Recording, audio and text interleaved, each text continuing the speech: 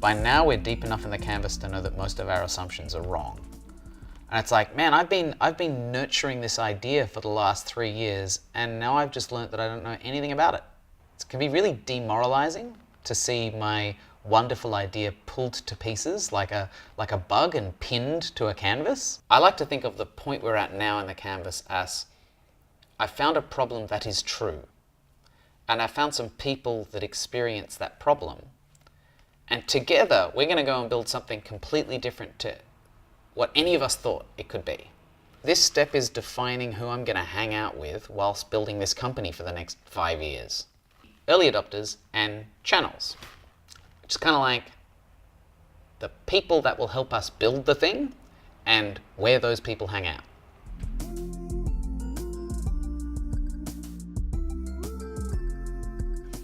A practical early adopter is somebody in your customer segment who has the problem, has tried to solve it themselves already, and is willing to use a solution to that problem that's not very good. So call back one or two of the most excited possible customers you've already spoken to and ask them, how did you solve this problem in the past? What about your solution worked or did not work? The fact that they've tried to solve it makes them an early adopter, and the fact that they're willing to use their own crappy solution means that they're more likely to use your crappy solution, which then means they're more likely to help you build a really good solution together. To write this down, we want like a really specific sub-segment of our customer type. Let's say we're selling coffee to office workers in the new business district. Our early adopters would be the people that have walked half a kilometre to the nearest bad cafe and waited in line for a coffee. Not the people who have thought about getting a coffee and then given up and just gone to work. We're looking for people that are motivated enough to try and solve their own problem. Your early adopters should be people you can actually access. So they're people that go to the football club with you, people from your church, people from your school, people that are in the same office as you. Classic early adopter is your old boss. The very first company I started when I was a teenager, my first customer was my old boss.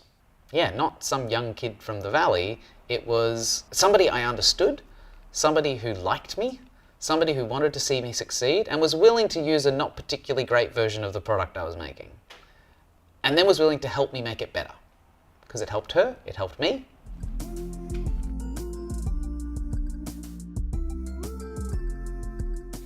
If you've got a good texture and flavor to your early adopters, they're real people, we can look at channels. What is a channel? It's where water flows, right?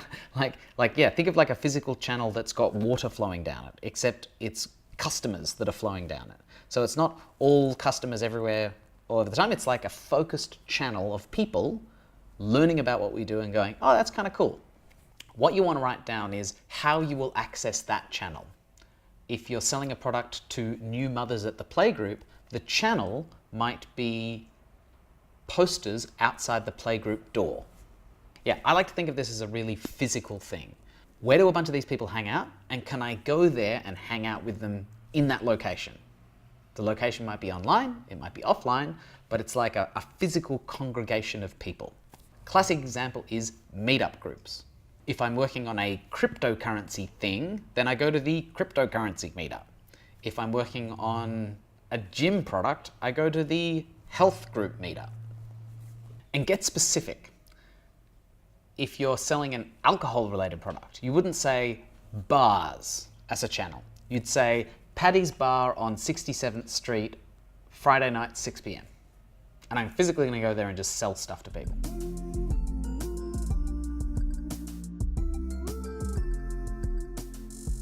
Once you've thought up a couple of ideas for getting your idea in front of people, let's sense check it.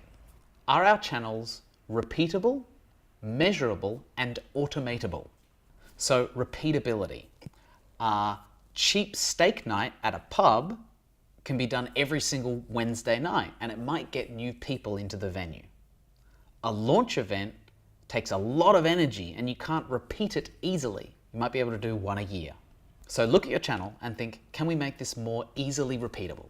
The next one is measurability. Can we measure whether it works or not? And this measurability is why online ads beat TV ads any day of the week. It's actually really hard to know whether people have watched a TV ad and then decided to go and buy your product. Whereas with a digital ad, you can use code to figure out exactly which person has looked at exactly which ad, which page of your website they've visited, which product they've bought, and how old they are and where they live. Incredibly measurable. So look at your channel and think, can I tweak this a bit to make it easier to measure whether it works or not? Last sense check is automation. Can we get a robot to do this for us? If I was paying somebody to run around and knock on people's door and tell them about my product, it's not really that automatable, particularly if it's a sophisticated product where the salesperson has to know a lot about the product to get people to like it. So if you need a really manual channel to your market, like knocking on people's doors, think about how could you make that more automated? A horrible example of this is call centers.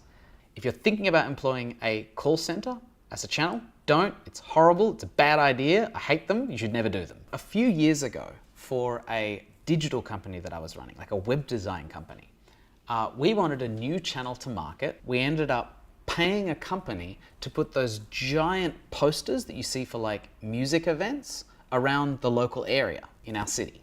People would see the poster, think it was interesting, and call us up.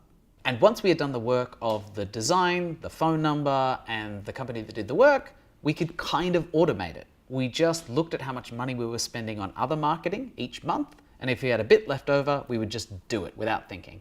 You might find that your channels are not repeatable or automatable or measurable.